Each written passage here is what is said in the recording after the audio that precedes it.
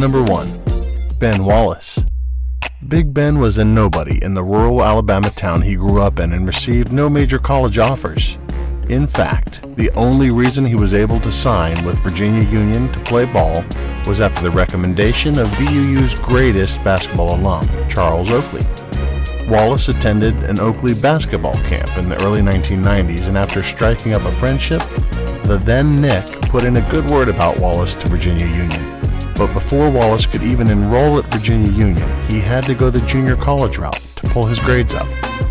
After 2 years at Cuyahoga Community College, Wallace then went to VUU, where he helped lead the team to a Division II Final Four. But due to the lack of competition in Division II, Wallace went undrafted in 1996 and even traveled overseas to try out with an Italian team. He would eventually sign with the Washington Bullets and work his way into a starter. Wallace's career would really take off when he joined the Pistons in 2000, and he would go on to win 4 Defensive Player of the Year awards, an NBA championship, and may possibly be inducted into the Hall of Fame one day. Number 2. Bruce Bowen. Bowen's game has never relied on freaky athleticism or exceptional skill, and that dates back all the way to his college days at Cal State Fullerton. None of the Pac-12 schools showed much interest in the California native, so he had to join the Titans of the Big West. He was a 3-year starter, but teams paid more attention to a player's offensive ability back then, more so than defense, so Bowen went undrafted in 1993. He spent 4 years in various minor leagues before finally latching on with the Miami Heat in 1997 on a 10-day contract. Bowen would get immediate notice for his play on the defensive end and would go from a 10-day contract to a 1-year contract to a 2-year contract before hitting it big with the Spurs in 2001. Bowen spent 8 years in San Antonio and won 3 titles, in addition to having his jersey retired by the team. Along the way, he made 8 straight all-defensive teams, including being a first-team selection 5 times.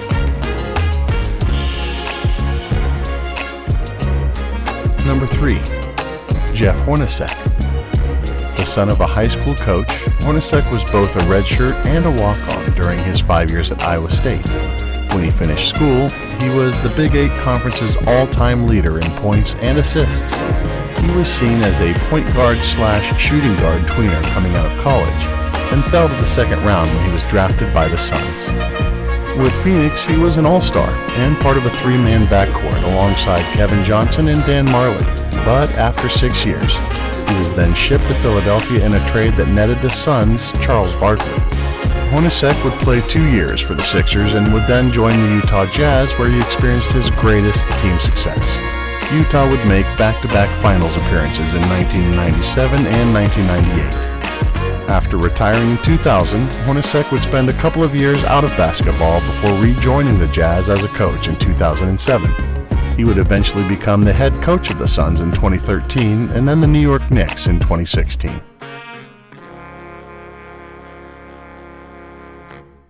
Number 4. Jeremy Lin. Growing up in Northern California, Lin went to Palo Alto High School, which sits right across the street from the campus of Stanford University. As a senior, he was named the NorCal Division II Player of the Year, but none of the big schools were interested in him. Lin even sent his resume and a highlight tape to Stanford, but they only wanted him as a walk-on, as did UCLA and Cal. Harvard and Brown were the only 2 schools who could guarantee him a spot on the basketball team, and Lin decided to join the Crimson of Harvard.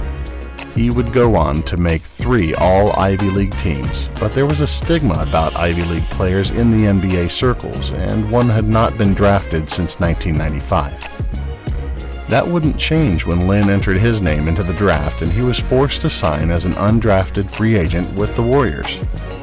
Even though he was playing just 30 minutes from where he grew up, Lin couldn't get off the bench behind Steph Curry with the Warriors. After overseas during the 2011 lockout and then having a cup of coffee with the Warriors, Lin signed with the Knicks late in 2011. All it took was about a hot 2-week stretch for Lin's sanity to be born and for Lin to become the talk of the NBA. Lin would cash in the following offseason as he signed a $25 million deal to return to Houston.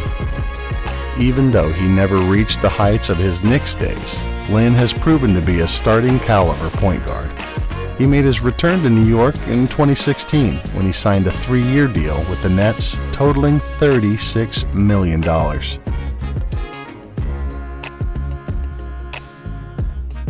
Number 5. Daryl Armstrong. Armstrong was a football player first and a basketball player second during his time at tiny Fayetteville State University in North Carolina. He was a walk-on kicker during his first 2 years at the school and wasn't even on the basketball team. He then gave up football and took up basketball and played 3 years on the hoops team. But Armstrong's play wasn't enough to attract the attention of the NBA scouts as he went undrafted in 1991 and spent 4 years playing for minor leagues while doubling as an assistant high school coach. Armstrong finally made his way to the NBA as a 26-year-old rookie in 1995.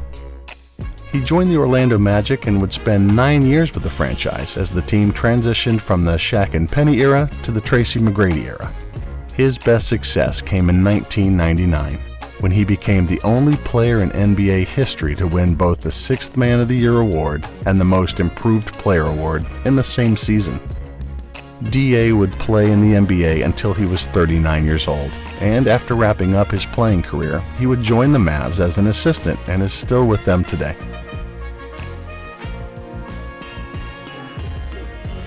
Number 6. Kent Bazemore. Bazemore was so bad in college that he was asked to take a rare basketball redshirt year. He did this not at a school like UNC or Kentucky, but at Old Dominion of the Colonial Athletic Association. Bazemore would crack the ODU lineup thanks to his work on the defensive end and would eventually be named the CAA Defensive Player of the Year twice during his time at ODU. Throughout his 5 years at Old Dominion, 4 as a player, Bazemore had a career scoring average of just 10.1 points per game and went undrafted in the 2012 NBA Draft. The Bays would sign with the Warriors after an impressive summer league run and would spend much of his 1.5 years in the Bay, shuffling between the Warriors and their D-League team. After half a season with the Lakers, Bazemore then signed a 2-year deal with the Hawks. It was there that he got his first true opportunity as a starter and was able to cash in after the contract expired. Last offseason, Bazemore signed a 4-year contract worth $70 million after making just $5.2 million over his first 4 seasons combined.